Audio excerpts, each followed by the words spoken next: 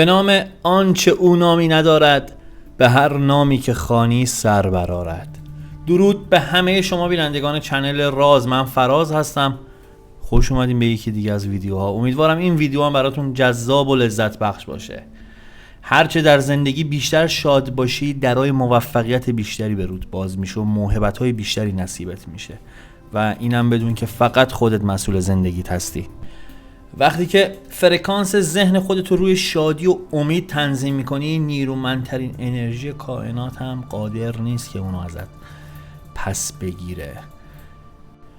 توی چنل راز من حافظ خوانی، انرژی خوانی انجام میدم و سعی میکنم غزلهای حافظ رو به شکلی ساده با زبونی روون بیانش کنم. تلاشم اینه که پیامی از دل کلام حافظ به گوش خودم و گوش تو برسونم که چاره گشای چالش های روزمره من و تو باشه. پیامایی که هر کدومش تلنگری به همون بزنه که بهتر زندگی کنیم، راحت تر زندگی کنیم، بیشتر ببخشیم، بتونیم فرصت بدیم و اینکه با خودمون توی صلح کامل باشیم.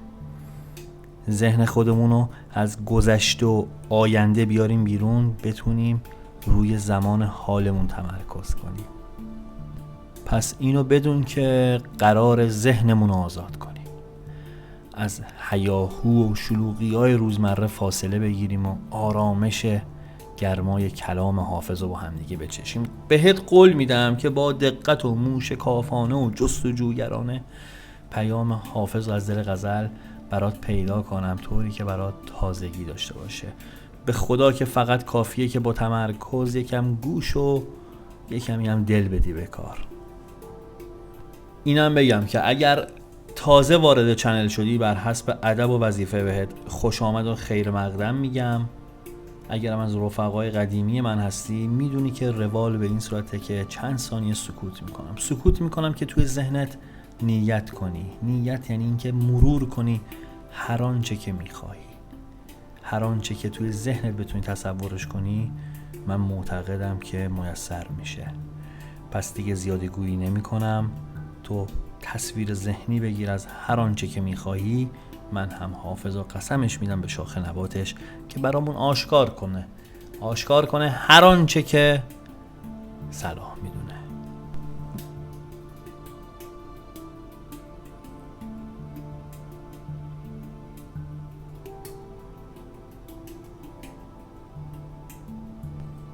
خب دوست خوبم، اگر آماده ای ببینیم غزل امروزو.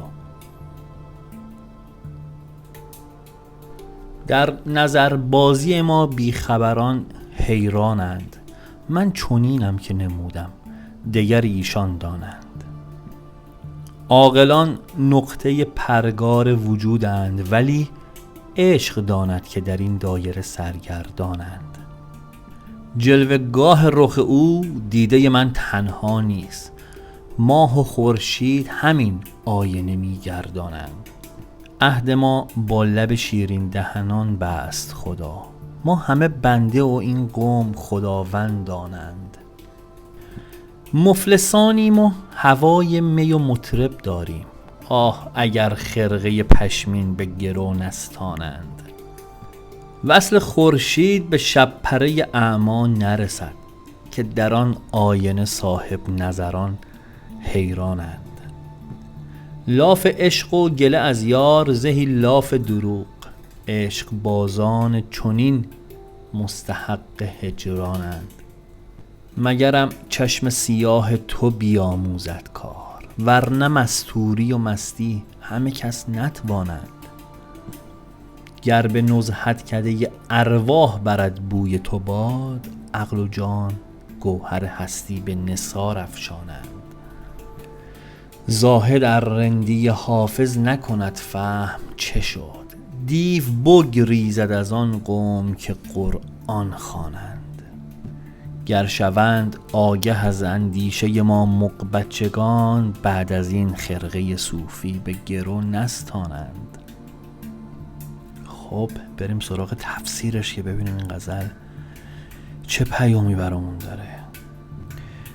خب اینو باید بگم اول که قبلا هم توی غزل‌های حضرت حافظ به این نکته اشاره کردیم که به واسطه صراحت لهجه و بیانی که حافظ داشته بین اون و متولیان شریعت و صوفی‌ها یک مسائلی بینشون بوده که همین هم باعث اختلافات بیشترشون شده تا این حد که منجر به تبعید حافظ میشه.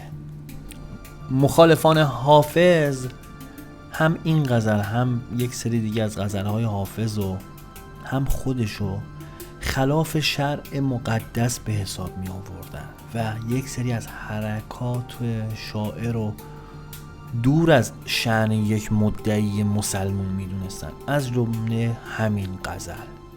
این غزل نقش به سزایی توی برانگیخته شدن مخالفاش داشته و نقش 100% پررنگی داشته.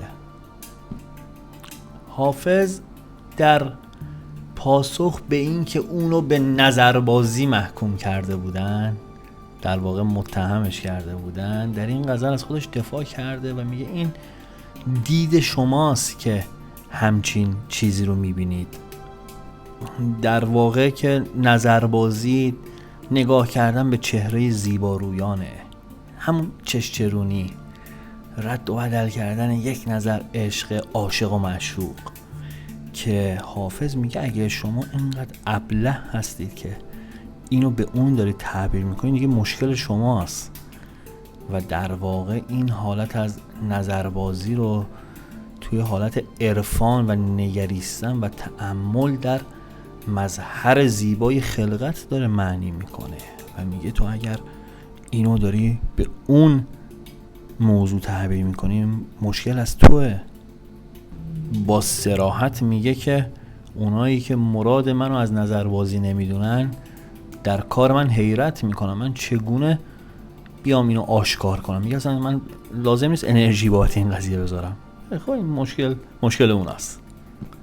بعد میگه که اگر شمایی که فکر میکنید محور اصلی این هستی هستید و پایه اون نقطه وسط پرگار هستید و همه چی حول محور شما داره میچرخه، میگه چنین نیست. موضوع اینه که شما هم سرگردونی توی اون دایره. از نظر عشق و عرفان بخوای ببینی میگه تو هم سرگردونی، تو هم اون وسط مسطایی واسه خودت. فکر نکن پایه اصلی این پرگاری.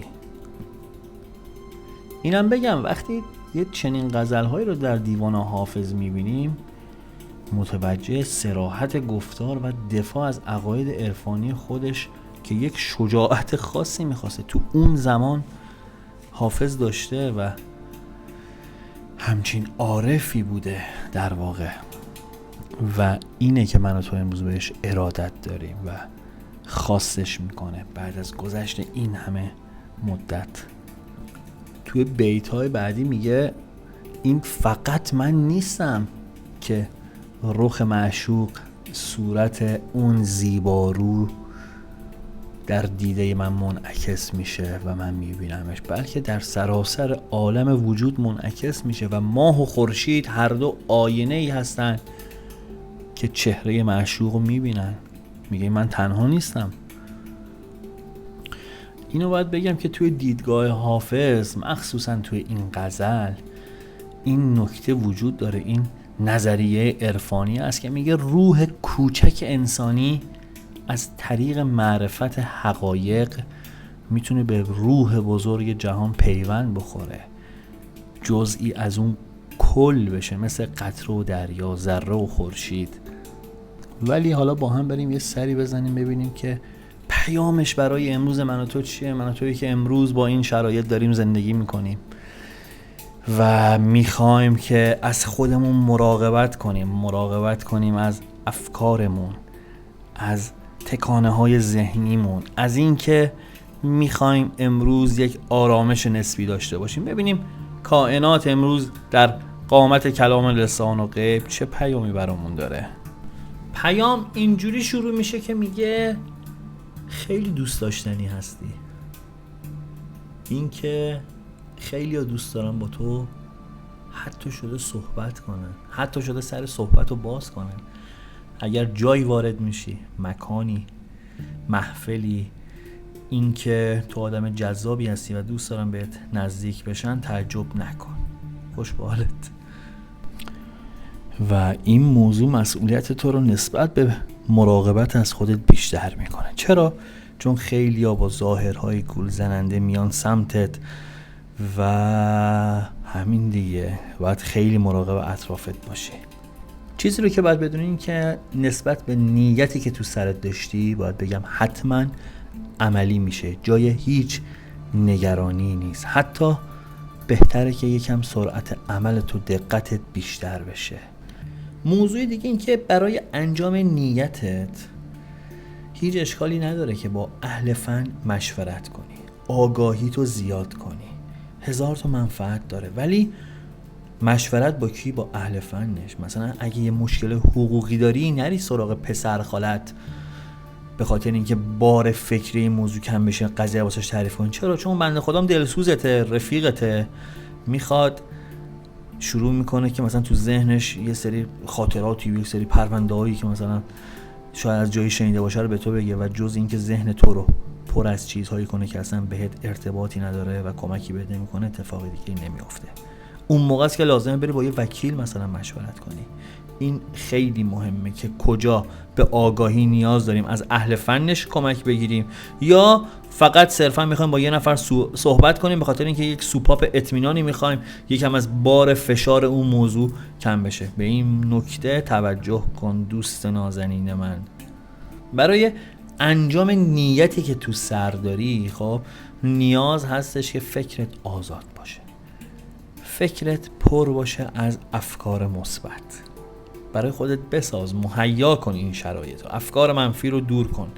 افکار منفی خیلی راجع بهش حرف زدیم، این که باید بتونی بشناسیش، بدونی چیه. هر فکر و خیالی که باعث بشه تو از دیدن جنبه مثبت زندگی باز بمونی اون فکر منفیه. فیلتر میکنه. فیلتر چی؟ یعنی تو هر جنبه زندگی رو میبینی که فقط با فیلتر منفی نگاش میکنی. برات شخصی سازی میکنه. یعنی چی؟ یعنی به خاطر هر حادثه‌ای که تو زندگی رخ داده تو فقط خودتو سرزنش میکنی. فاجعه سازی میکنه فکر منفی. یک حادثه رو 1000 برابر بدتر از اون چیزی که هست واسه درست میکنه. برای خود من توی 48 ساعت پیش اومده. اینم بگم همه این حرفایی که میزنم به خدا من نه دانشمندم نه استادم. بحثی ها لطف دارم میگن استاد. برای خود من پیش من این حرفا دارم به خودم میگم. تو این فرصت رو میدی که من اینا رو با تو به اشتراک بذارم. برای خود من پیش اومده ولی تو تله گیر میکنیم ما. قبلا مثلا اگه یه روز درگیرش میشدم الان دیگه نه، تکرار تمرین کردم، مچ خودم رو میگیرم سر بزنگا، دیگه نمیذارم بیشتر از 1 ساعت بشه. حال بدیه. میرم شناساییش میکنم که این فکر از کجا اومده. یه اتفاقی واسم رخ داد اصلا جاش نیست حالا بخوام طولانی میشه ویدیو نمیخوام. دیروز پیش اومد چند تا اتفاق پشت سر هم دیگه، یه دفعه خودم رو کشیدم عقب. گفتم چرا دارم زور میزنم که مثلا این اتفاق باید امروز رخ بده؟ نه، اینا نشانه است. نشانه یعنی چی؟ یعنی خدا نمیاد به من و تو زنگ بزنه، پیام بده، بگه مثلا فراز این کارو بکن، فراز اون کارو نکن، فراز اینجا که میخوای بری اینجوریه. مجبور هستیم یک سری از اتفاقاتو که در زندگی خود میبینیم ببریم تو چارچوب نشانه ها. اهل خرافات نیستم ها، ولی من به شدت به این اعتقاد دارم که کائنات منو مطلع میکنه. زمانی که یک صحبتی سر زبونم هست، توی ذهنم هست، دارم بهش فکر میکنم، از سر زبون یکی دیگه یه دفعه میشنوم یک موضوعی ذهن منو درگیر کرده، تلویزیون، رادیو، یکی از اپ‌ها، پادکست‌ها رو روشن میکنم، پلیش میکنم، میبینم داره راجع به همون موضوع صحبت میکنه. قبلا متعجب میشدم ولی الان دیگه پذیرفتم اینا نشانه است. این که توی زندگی توی یک روز چند تا اتفاق بد با هم دیگه رخ میده اینا نشانه است. ولی فاجعه سازی هم نکن. یک اتفاق بد که رخ داد یکم خودتو بکش عقب، یکم از دورتر به قضیه نگاه کن. یه کار دیگه که باید یاد بگیریم من تو انجام بدیم، قطبی سازی نکنیم. یعنی چی؟ یعنی نگیم یا مثبت یا منفی. نه، خیلی از چیزا تو زندگی خاکستریه. خیلی از ما تمام کارهایی که در طی روز رو میخوایم انجام بدیم میذاریم رو مبنای لذت، میذاریم رو مبنای این که بهمون خوش بگذره و وقتی که یکم باب میلمون پیش نمیره میگیم همه چی خراب شد، میگیم همه چی اتفاق بد داره رخ میده، این چه داستانی بود شد، همه بلا سر من میاد. وقتی فکر منفی میاد محاصرت میکنه، خب خیلی سخته ها. اینا که من دارم میگم شاید فقط در حد شعار باشه، ولی چون لمسش میکنم، انجامش میدم، این اجازه رو به خودم میدم که اینجا بیانش کنم. خود من دیروز درگیر بودم، ولی بعد از یه مدت خودم رو کشیدم عقب، از دور بهش نگاه کردم، دیدم بابا خیلی مسائل مثبت دیگه تو زندگی من هست. خیلی ها مثلا دیروز بهم پیام دادن، خب از دوستا، رفیقا، بستگان که مثلا چی شده، چی کار نشده، همه رو اولین پیامی که میخواستم بدم با یه ایموجی لبخند پیامو میدادم. به سخره گرفتم اتفاقات دیروزو. میدونی من که این ایموجی رو میفرستادم، طرف مقابلم اونم از زهر قضیه کم میکرد، میخندید. اصلا اتفاق عجیبی نیست، اصلا توی زندگی من و تو اتفاقات بدی رخ نمیده، این زاویه دید من و توه که اونا رو بد میسازیم. یه کار دیگه که باید بکنی، روز خودتو مثبت شروع کن. خود منم یکی از همون آدمایی بودم که از صبح که از خواب بیدار میشدم با فکر منفی، یعنی نمیدونم این بای دیفالت ذهن من اینجوری هست. نگاه دارم میگم هست، الانشم که دارم به تو میگم دارم به خودم میگم. بای دیفالت چشم باز میشه توی رخت خواب، اول افکار منفی میاد سراغم. امروز چند شنبه است، امروز چه مسائلی پیش رو دارم، چه مسائل مالی دارم، فلانی الان به تعهد خودش عمل نمیکنه، به واسطه عمل نکردن اون من نمیتونم تعهداتمو عمل کنم، الان فلان تماس تلفنی با من گرفته میشه، الان اینجوری میشه اونجوری میشه. دست منم نیست، من مسئول افکار خودم نیستم، مسئول رفتار خودمم. چی کار میکنم؟ چشم باز میشه بلند میشم، جامو مرتب میکنم، قهوه‌مو تو ماگ میریزم، میرم سمت دویدن. من روزا 1 ساعت میدوام، کامل 1 ساعت نه، ولی مسیری که با ماشین میرم و تا خودم یه نرمشی بکنم برم برگردم میام 1 ساعت میشه. 5:30 صبح این اتفاق میفته هر روز. نه به خاطر اینکه من آدم خوبی هستم، آدم ورزشکاری هستم، من فهمیدم صبح که از خواب بیدار میشم اصلا نباید اجازه بدم که مغزم شروع بشه به کار کردن. اول باید بدنم کار کنه. برای خودت یه سبک زندگی سالم داشته باش، یه سبک زندگی درست کن، یک لایف استایل درست کن. من هم این کارو کردم. صبح ورزشمو میکنم، ساعت 7:30 تقریبا کارهای شخصیم انجام شده، صبحانه‌مو خوردم و بعدش سر بیزینس خودم هستم تا 10:30-11. مهمترین کارهایی که واسه بیزینسم باید انجام بشه انجام شده. یاد گرفتم سیگار نکشم، 8 سال داره میگذره، الکل نخورم و این همونی که هر روز به تو میگم این کارو نکن، چون خودم نمیکنم، این اجازه رو به خودم میدم که به تو هم بگم نکن. و موزیک خوب گوش میدم. اینا چیزهایی که باعث میشه که من یک سبک زندگی سالم داشته باشم. زندگی سالم فقط این نیست که من بدن سالمی داشته باشم، روح و روان سالمی باید داشته باشم. حتما یک تماس تلفنی مثبت داشته باش، یه اعترافی توش بکن، به مادرت زنگ بزن، من این کارو میکنم، به دوستت زنگ بزن، به برادرت زنگ بزن، کسی که بتونی باهاش یه کانورسیشن، یه مکالمه مثبت داشته باشی، خیلی کوتاه، حالت خوب میشه. به خدا قسم امتحان کنی اتفاق من دارم انجام میدم، واسه من داره رخ میده، پس واسه تو هم رخ میده. یه کار دیگه که میکنم افکار منفی دور میشه، با افراد مثبت اندیش در ارتباطم. به ندرت دور و بر من کسی هستش که منفی باف باشه یا توی اون تعریفی که من از آدم منفی، افکار منفی میسازم، تو اون تعریف قرار بگیره. خوش بگذرون، کارهایی که دوست داری رو انجام بده، وضعیت رو به یه شکلی متفاوت بهش نگاه کن. به خدا که همه اینا ممکنه، علیرغم تمام سختی‌ها. ممکنه بگی که حالا داره شعار میگه. واسه خود من اتفاقاتی که چند بار دارم تکرار میکنم، نمیخوام حالا بهش اشاره کنم، توی 72 ساعت گذشته، حتی تا این حد که شوربختانه من حتی دیروز نتونستم ویدیو رو آپلود کنم. ببین دیگه، کاری که من روتین هر روز انجام میدم دیروز نتونستم.